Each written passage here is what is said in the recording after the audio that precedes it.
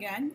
So I just showed you how to make a cyanotype negative, and now I want to show you how to overlay things. So for example, if I wanted to just put text on here, not just, I think text is a very legitimate thing. Of course, now my computer I have the spinning wheel of death. But if I click here and I type in the word, oh, this is very, very deep, people, flower, okay?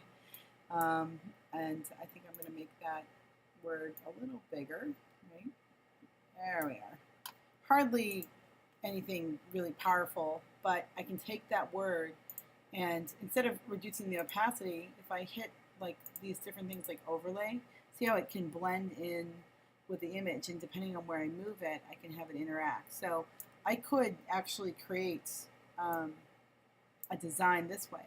And just to show you, if I copy this layer, watch this, I could rotate this. Oopsie, I could rotate the text. So I can do all kinds of interesting things. And for those of you who have maybe a graphic design background, or you're just interested in playing around with this might be a really powerful way to add a source of imagery to, or meaning to your image. And that's definitely a combination of images. So that's one way to go.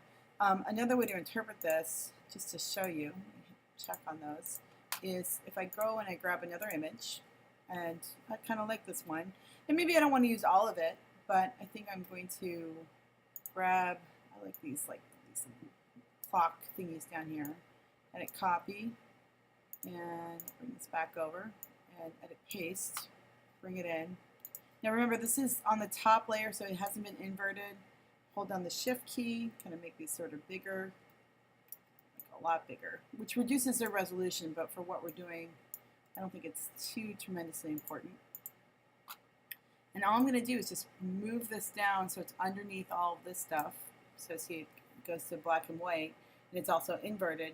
And then I'm going to intentionally say, you know what, can you intermix? So you see I get this interesting sort of double image right there. And depending on which one of these I choose, like here's difference, I'm going to get a radically different kind of look with this.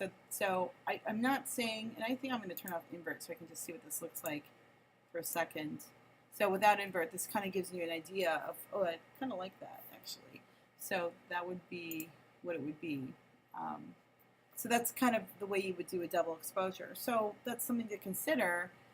You can combine images together. You can overlay them. You know, you could put two faces next to each other. There's all kinds of different solutions to this problem. And what I'm really looking for is some kind of creative effort on your part, creative and meaningful effort on your part to combine images together. I like the geometric with the organic in this case, for example. You know, this flower, it's very old and it's something that's not man-made, but then you have this very round, geometric, man-made structure that's being interposed with it. So that's my creative interpretation of this. So, you know, something like that. Think about how the two images are giving each other meaning. Something to consider as you're moving forward.